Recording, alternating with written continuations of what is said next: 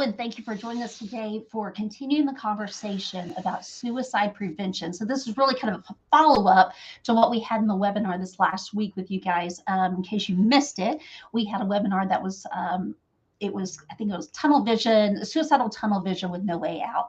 So we had an overwhelming response. You guys asked some great questions. We couldn't get to all of them in the webinar, and so we decided to go ahead and put together an event that would make sure that you got the answers that you're needing. So we're thrilled that you're here. If we haven't met before, my name is Holly Foxworth. I'm a registered nurse. I'm the marketing manager for content here at Axiom. I'm also joined by Dr. Les Kertay, who is our Senior Vice President of Behavioral Health Services. Hello, Dr. Kertay. Thanks for joining us today. Hi, Holly. Thanks for having me again. Yeah, definitely. Well, just to kind of recap, in case you guys didn't, you weren't able to attend the webinar previously, we went through several things, but the main topics were what we're talking through, why it is that we sometimes find ourselves in that position, or why others may find themselves in that position of why they can't make that decision or get themselves out of a situation that ultimately leads to loss of life.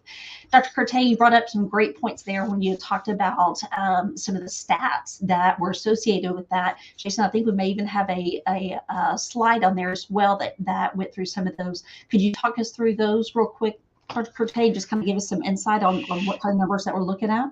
Sure. I mean, we had in 2020, there were 46,000 people who died by suicide. And that translates to one death every 11 minutes. And if you look at what's next to it, at 12.2 million people seriously thought about suicide, and 1.2 million attempted suicide. That's over 2 a minute. That's an astonishing set of numbers when you really come down to it. You know, this is not a small problem. It's been a problem for quite some time. Suicide is the 11th leading cause of death overall in the US. In the age group from 10 to 14 and from 15 to 24, it's the number 2 cause of death. Wow. So, you know, which is really tragic when you think about young people. Some of that is an artifact of the fact that they don't have some of the chronic diseases that we see in older people. But nevertheless, it's a really compelling set of numbers. You know, fortunately, the other thing that we did talk about was that, you know, as of earlier this summer, 988 is the suicide and crisis lifeline, which is available 24 hours, 7 days a week. Much easier to remember than the old 800 number, and same high quality resources for people to talk with. And you can get there by texting, calling, or through chat. So. Wow. Well, thank you for going through that. And as you guys may remember, this is actually National Suicide Prevention Awareness Month. And so that goes throughout the entire month. And so that's why we have multiple events that are kind of centered around that. We have an event that will be coming up as well. We'll go through it at the end, but that one's about burnout, or how to determine the difference between burnout and depression. So definitely we'll put some eyes on that. But one thing I did want to ask you about was, it feels like sometimes it can feel like that things are more significant when we start seeing a cluster of things that occur. But there was an event that had occurred this last week that had involved a large organization, and they lost their CFO. Talk to us about what's significant about that. Sometimes it feels like that, you know, maybe it's we have demographics, or there's a specific age or race, et cetera, that would be more susceptible, but that's not actually the case, correct? It's really not. You know, we see this whenever there's a high profile death by suicide, that, you know, we're surprised that people who are successful, or people who are famous, or people who, you know, seem to have everything going for them. And, you know, and there's always a lot of buzz on social media about that. You know, some people are very respectful and concerned and recognize that this is really a universal problem. Mhm. And and other people like think that means something bad about somebody, and that's really still we have to acknowledge that there's still a significant amount of stigma around mental health challenges, around certainly around thinking about suicide or attempting suicide. Mhm. um, I think it's an opportunity for us to really take a look when Okay. something like that happens. But probably the main message is that this is a this is an equal opportunity problem. Absolutely. And just kind of expand that a little bit further. Whenever a suicide such as that occurs, it's not just the person that suffers and That's their right. family. That's also the coworkers and their colleagues and some of the other people that are associated Absolutely. with that. What do you recommend, maybe that in a scenario like that to be able to support them?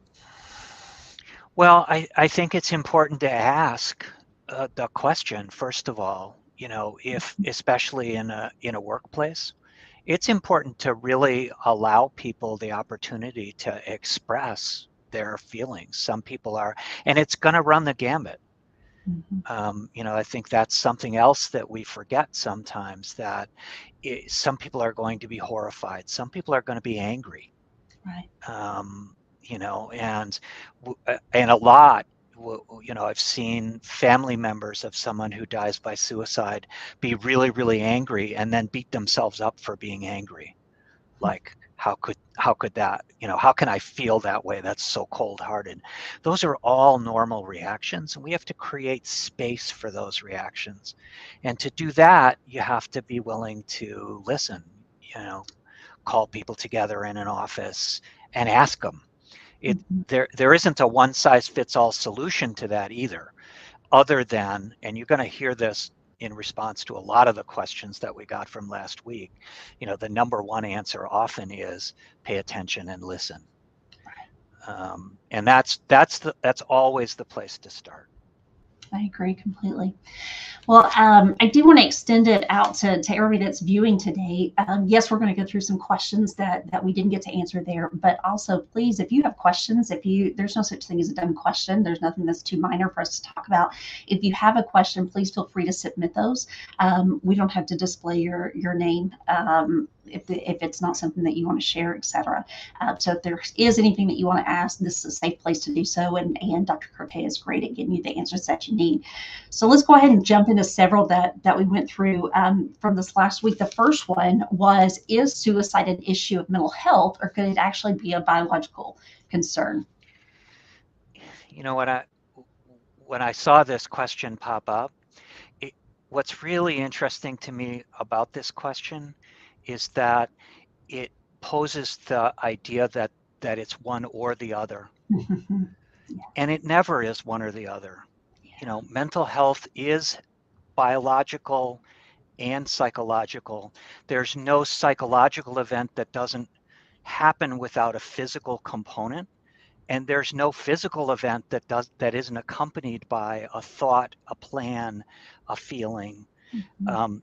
It's really both. Yes, there are biological components, for example, of major depressive disorder or bipolar disorder, both of which are at higher risk for death by suicide. So there are biological components. But the thing I most want to say is that we have a tendency to think if it's biological, it's real. And if it's mental health, then somehow it's less real, it's more amorphous. We don't know what to do with it, and we make judgments about that. They're both real, and they're both important, and we have to pay attention to them. And frankly, you're going to get to the biology by paying attention to the mental components, and vice versa. You bet. Yeah.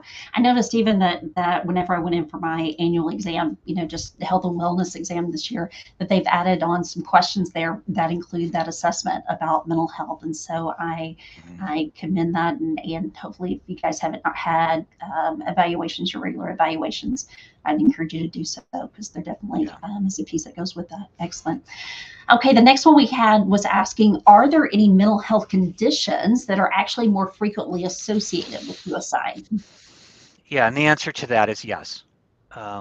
Major depressive disorder is by itself a risk factor for suicide.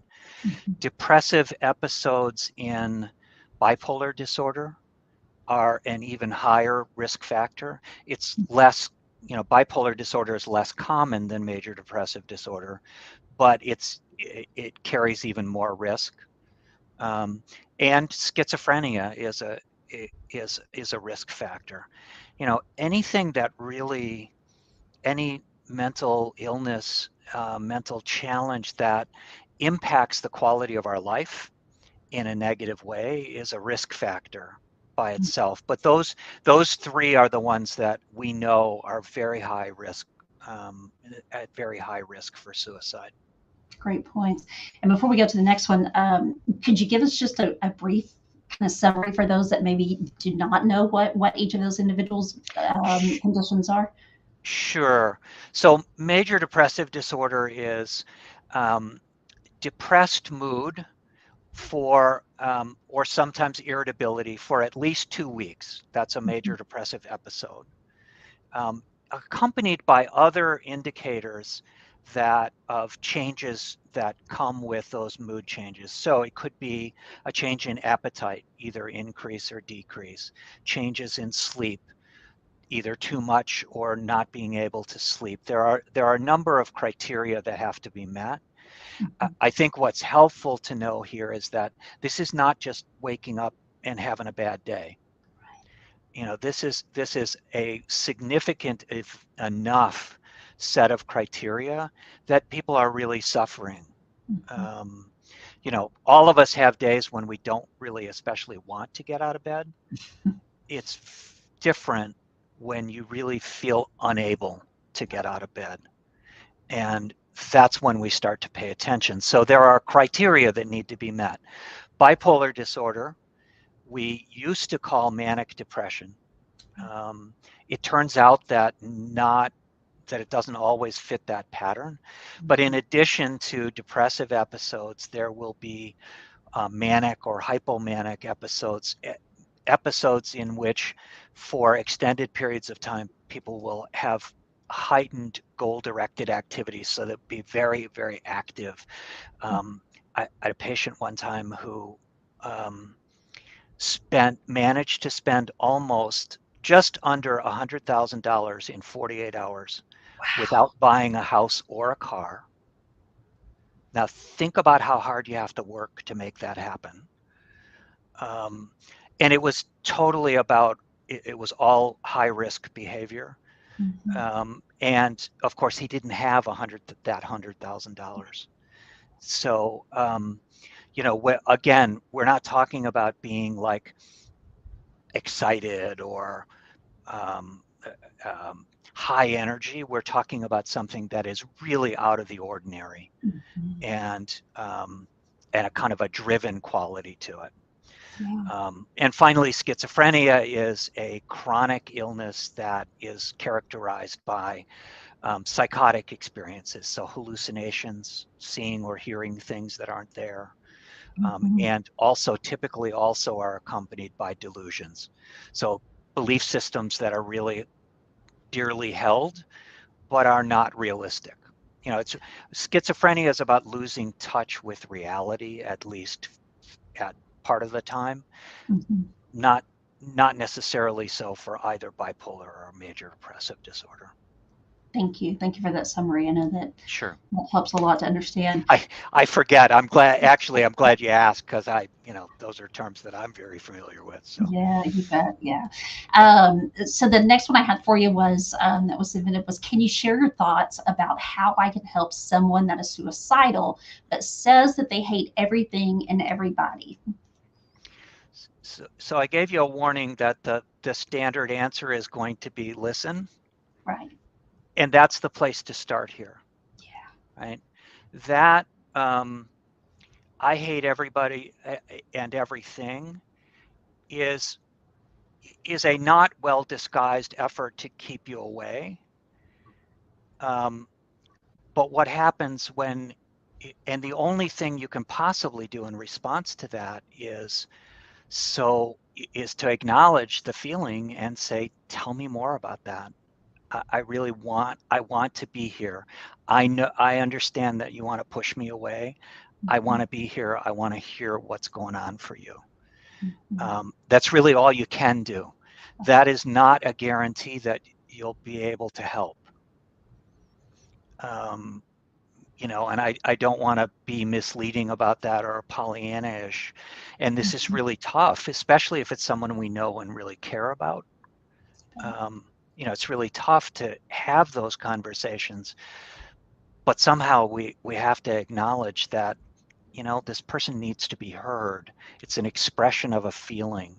Even the "I hate you and leave me alone" is an expression of a feeling that if that person is suicidal, I'm going to make myself sit through it. Right. So unfortunately, these are kind of unsatisfying answers because we all want something that's quick, A quick but fix. it's the answer. Yeah.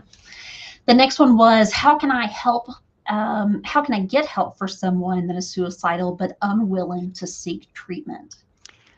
It's really the same, you know, um, uh, all I can do in that circumstance is offer myself as a resource. And when I say myself, I am, in fact, a clinical psychologist, but I don't mean as a therapist. I mean as a person. Right? I mean as a friend or as a neighbor or as an acquaintance, as anything, right? I'm a person in your life, and I want to hear what's going on and see what I can do to help you. And it may be that that act of listening may be the thing that gets someone to the point where they can seek additional help. You can't make somebody go. Um, I mean, technically you can call the police and have them dragged to a hospital. And as soon as they get to the hospital, if they say, "I'm not really going to kill myself," that's the end of it. So there I've lost my opportunity to have that conversation. And trust me, if someone is feeling suicidal, I cannot help them get stable. I can't help them get to a place where they can say, "Yes, I'm going to be okay." I'll do whatever I have to try to help keep them safe, including sending them to a hospital. Um, but I'm not going to deprive myself of the opportunity to intervene if there's any way for me to do it. Yeah. The next question is pretty similar. I think the three of these, are within the same realm here. But the next one was, how do I move past the need to babysit for fear that someone will follow through with their threat of suicide?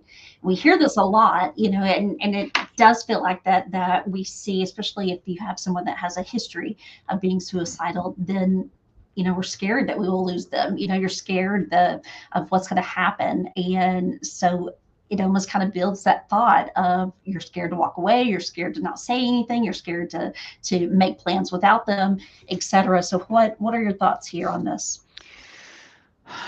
The answer to this varies depending on the severity of the degree of risk. If someone has multiple risk factors, they've made a previous attempt.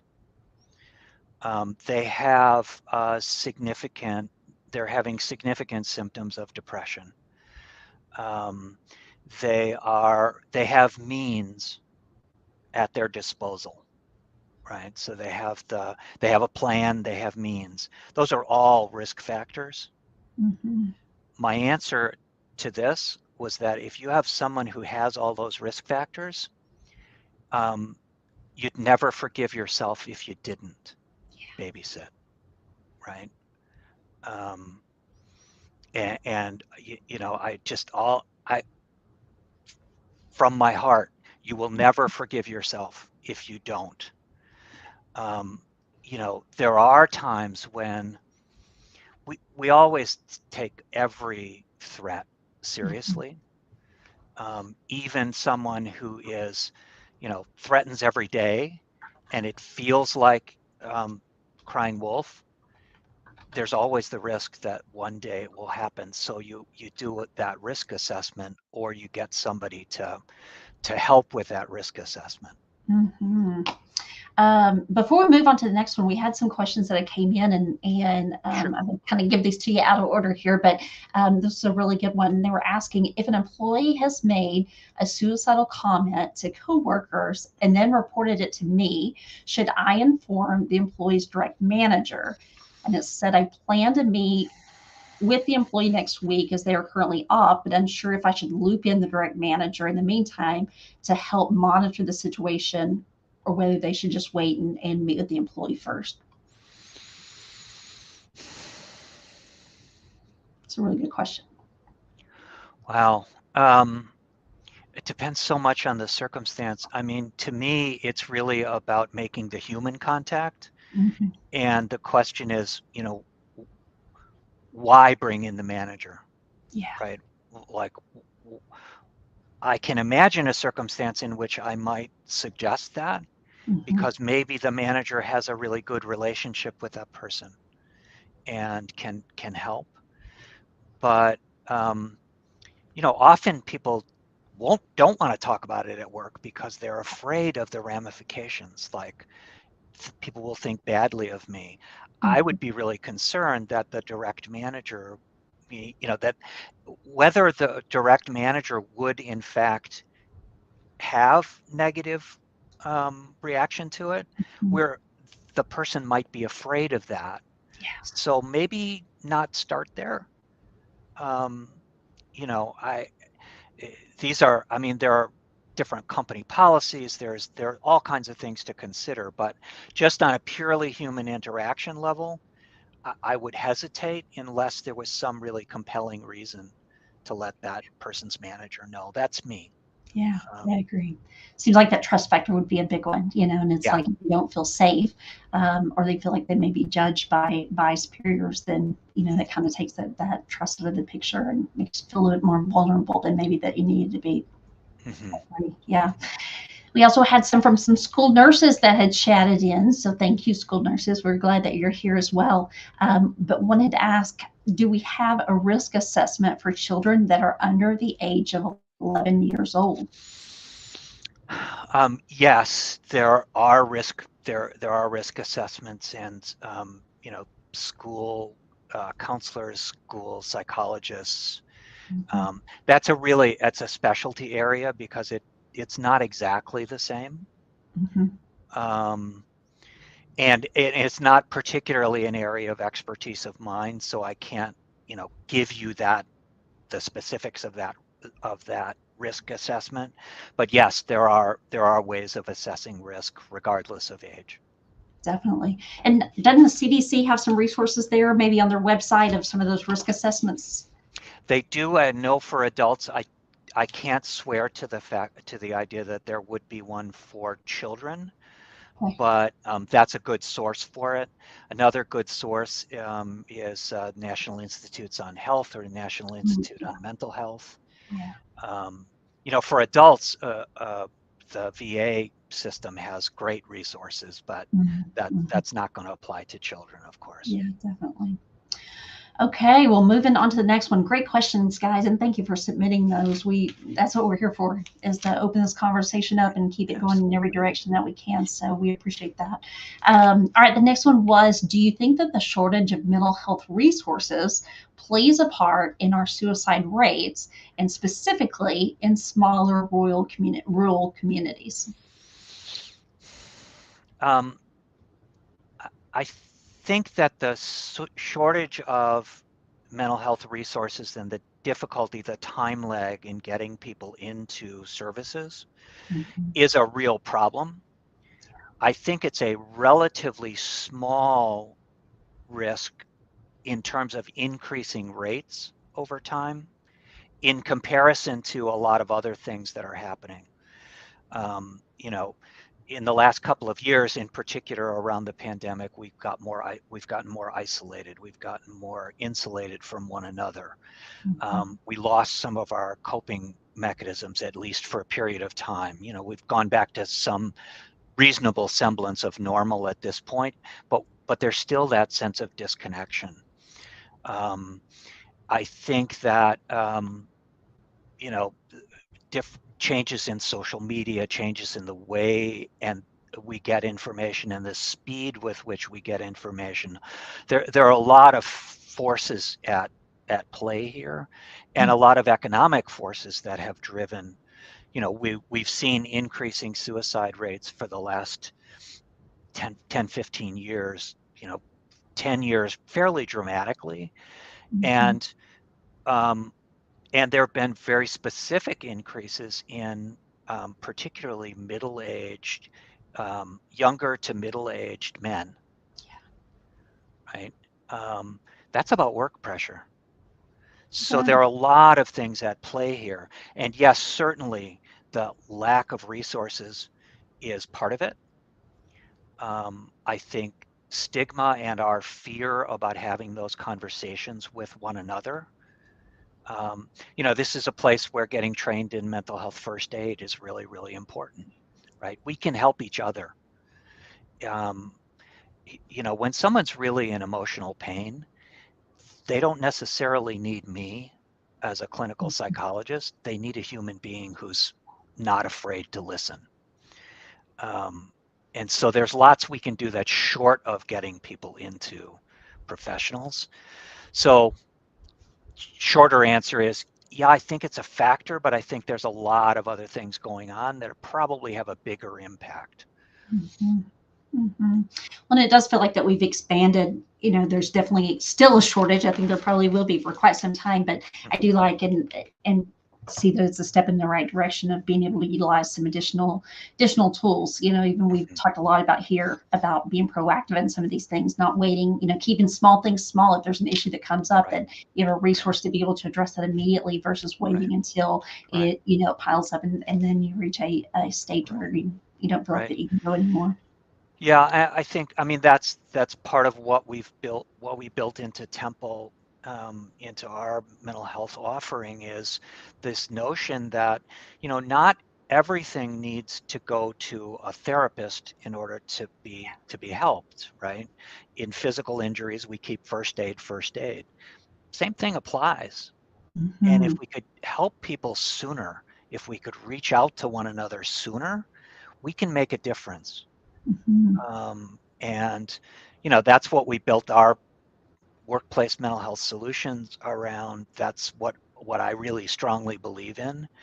Um, so, that's another, like, because somebody is stressed doesn't necessarily mean that they need psychotherapy. yeah, yeah, So, great. Yeah. Let's see. The next one was we have an employee assistance program, which you guys may recognize this referred to as EAP. But they were asking, they're certain their associates do not know what it is, and was asking, do we have to be direct by putting a poster on the wall, or is there a better way to educate the associates? um, this is one of those C, all of the above Yeah. answers, I think. Yes, posters are helpful. um, you know, putting it in front of people, putting it on the company website if you have one, keeping it in front of people and letting people know that the resources are there. And by the way, EAP isn't the only resource. There Right. might be, at Axiom, we have an offering of telehealth Mhm, for mental health, telemental health. That's very low cost or free, mhm, right? You can offer those things.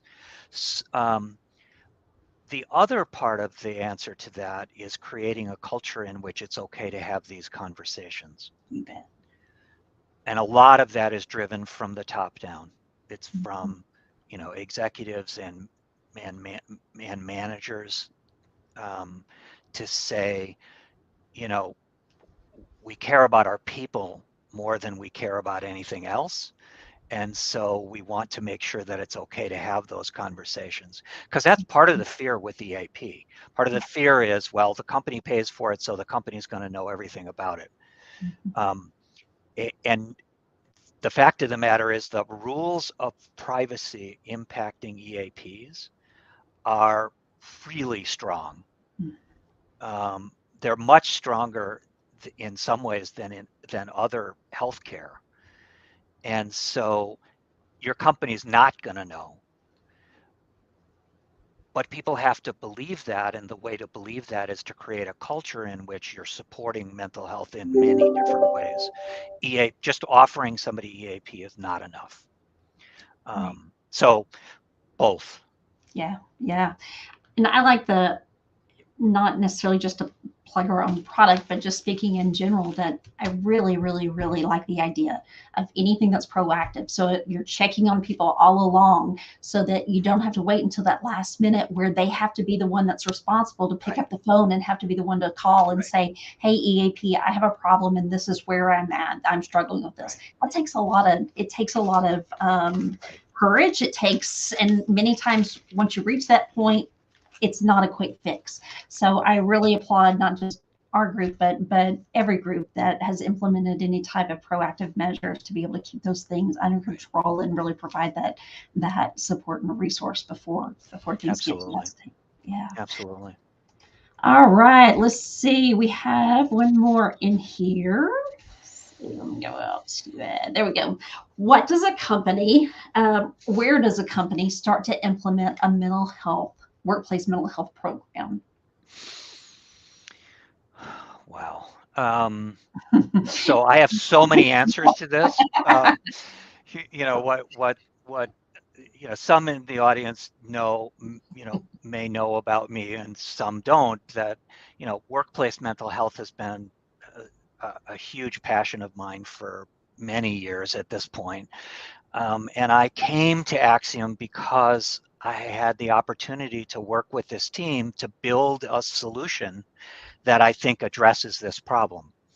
So I am going to talk about what we're doing, um, but I mean it also as an example of some of the things that I think are best practices.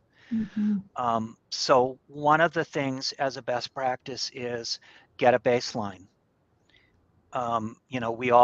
Every company has some form or fashion of an engagement survey. Well, incorporate things into that will get at things like feelings of psychological safety. How safe do people feel bringing up being distressed? You Mhm. need to know that. You need to understand what the baseline is. Um, Baseline measures of the degree to which stigma around mental health is keeping people from expressing what they need. So getting that kind of measurement is important. You need a baseline. I think you also need a baseline by asking your employees, what do you need? Right. We've seen this in the news since the pandemic. I mean, if there's anything good that came out of the pandemic, which is hard to, Yeah. that's a hard thing to say, but if there's anything that came out of it, it's like we're at least talking more about mental distress. Mhm. Um, and we're seeing that in the workforce, people are really demanding attention to this. Yeah. But it's interesting that it varies by age, Mhm. right? Younger workers are much more likely to say that they want mental health benefits, but they're less likely to go to traditional therapy. Right. So you got to ask, what do people need? What do they want? Who do they want it for? One of the Mhm. beauties of EAP is it's typically in place for both the employee and families, Mhm. which can be, families can be a huge source of stress. Work isn't the only source of our stress. Um, so getting baseline measures, understanding what employees need is the place to start. And then I would say the next thing to do is have some way of getting a regular pulse of how people are doing and risk. We built that into an app. That's one way to do it.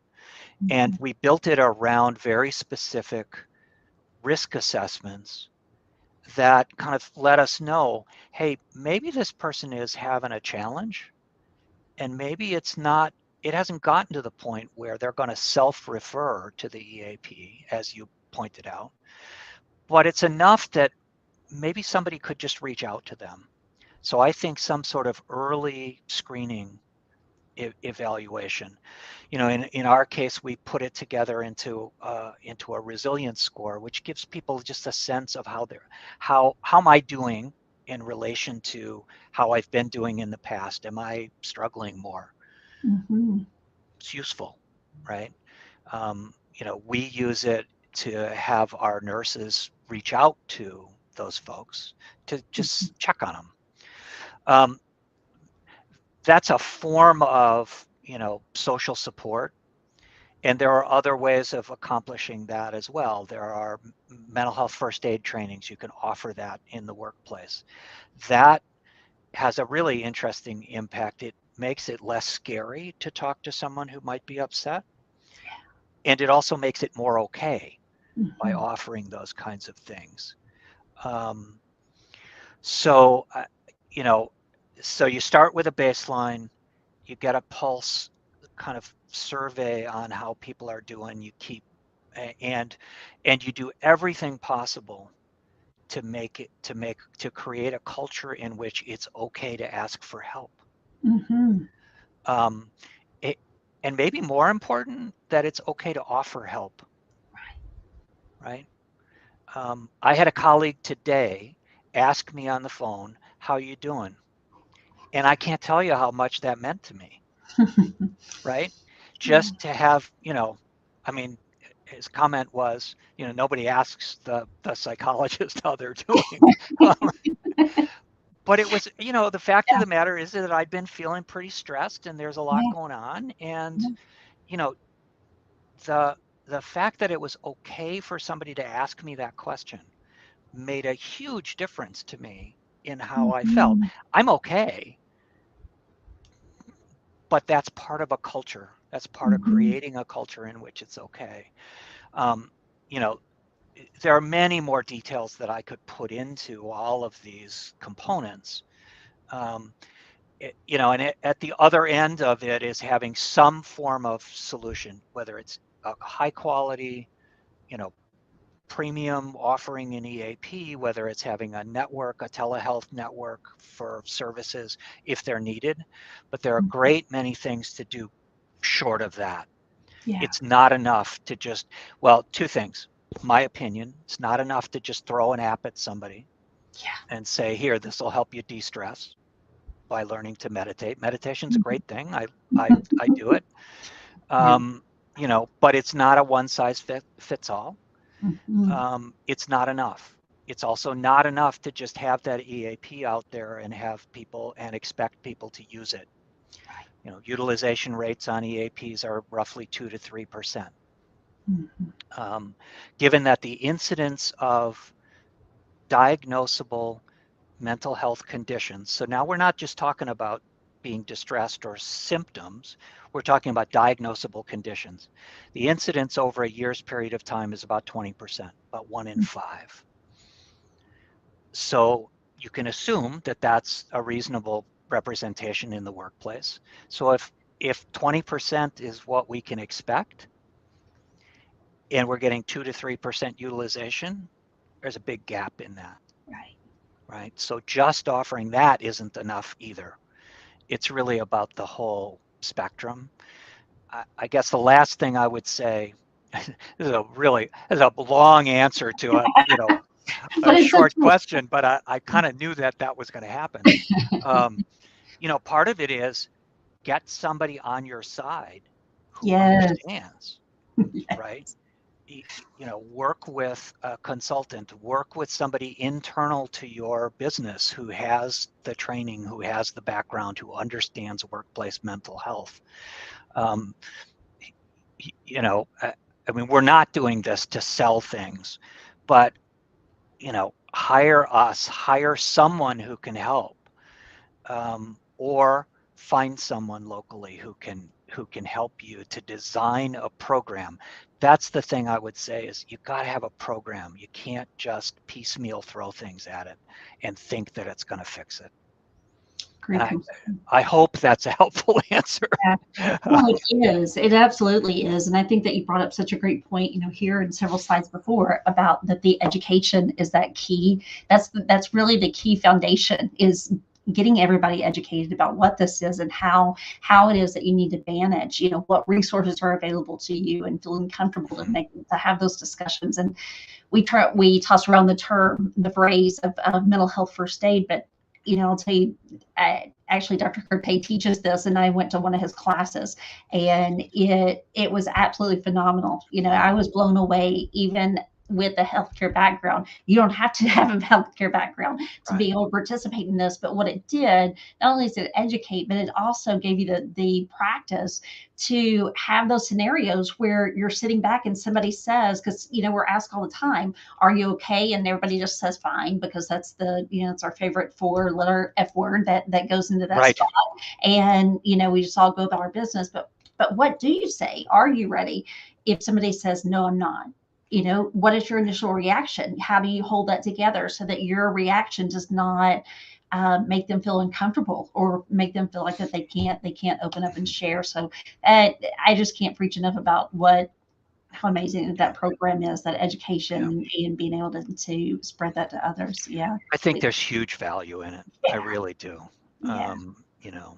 And I really appreciate our CEO for really supporting us in getting that to as many people in the company as possible.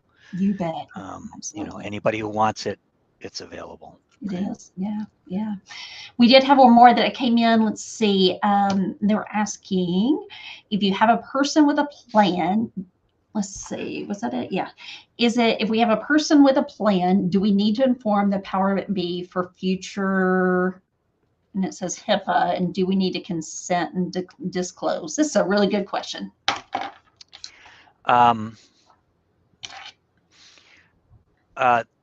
There is a twofold answer to that, Mm-hmm.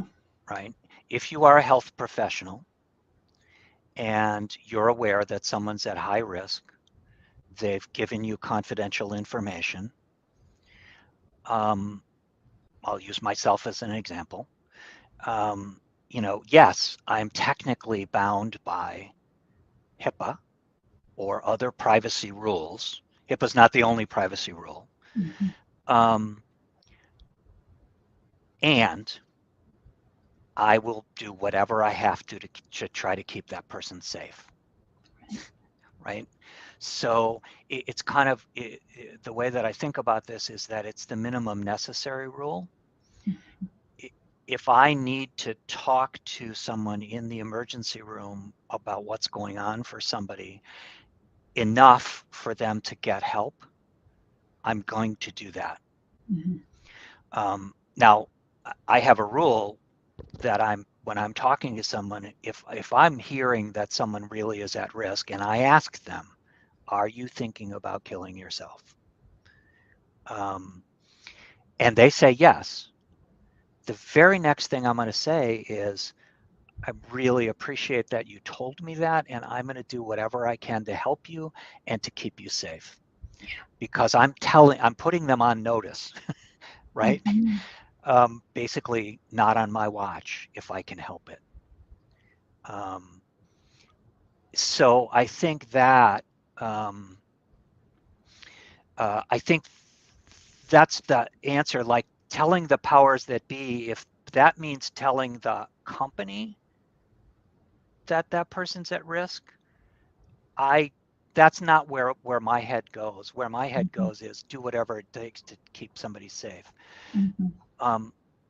This gets even more complicated if you happen to work with someone who's in a safety sensitive role. Yeah. Right? Maybe you do need to notify the company if they will get help themselves. If I can help you get to help, then I'm not going to worry about letting the company know because the safety risk is taken care of. If they won't, I might feel like I need to. Right.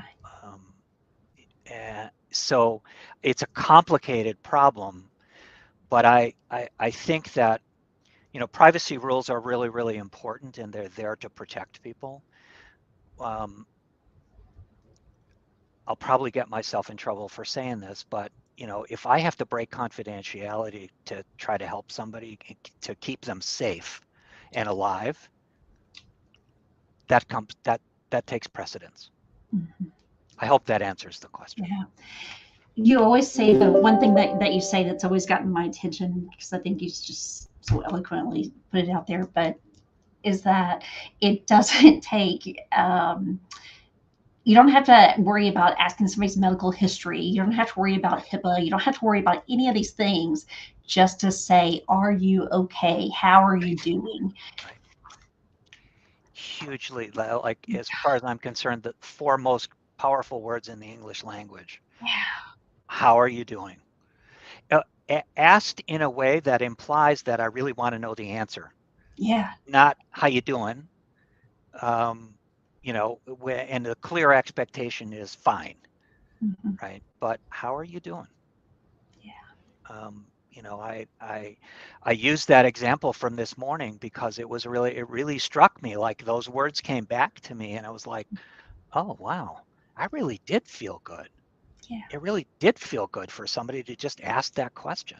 Mm-hmm. Um, and you know, and that was with someone who's not really in trouble, Yeah. right? Think about the power of that with someone who is really struggling, You bet. right? Makes a huge difference. You bet. I think that gets to the majority of what we had. I think that that's the end. They were saying thank you. That makes me feel better. Well, thank you for asking the question, It's a great Jason. I also question. appreciate you putting that up there about the reiterating the 988 number for the 24/7 suicide crisis line. The last thing that we wanted to kind of go over with and just kind of mention is that the next webinar that we're having that falls within this category is the title is it burnout or is it depression? And so I'm sure that you've heard both of those terms a lot. And while they can seem like they overlap and there's some similarities, there's some significant differences. And so we're going to go through those with you and figure it out how it is that you would be able to tell the difference, and then what it is, how it is that you would need to be able to manage and cope with that. So if that's something that you're interested in, you can use that QR reader right there, the barcode that's on your screen. You just scan that and it takes you right there to sign up if you're interested in attending. But Dr. Kertay, thank you so much for joining us today. I appreciate your willingness to share with us and follow up on some of these questions. They're huge questions, and I'm relieved. I know it makes me feel good to know that we have an open place where we can discuss these things, and I know it makes everyone Thanks. feel the same as well. Yeah, Thanks, Holly. It's always you bet. great to be with you. You bet. All right. Well, thank you so much, and we will see you guys then this next week at the webinar if we don't hear from you before. Have a good week.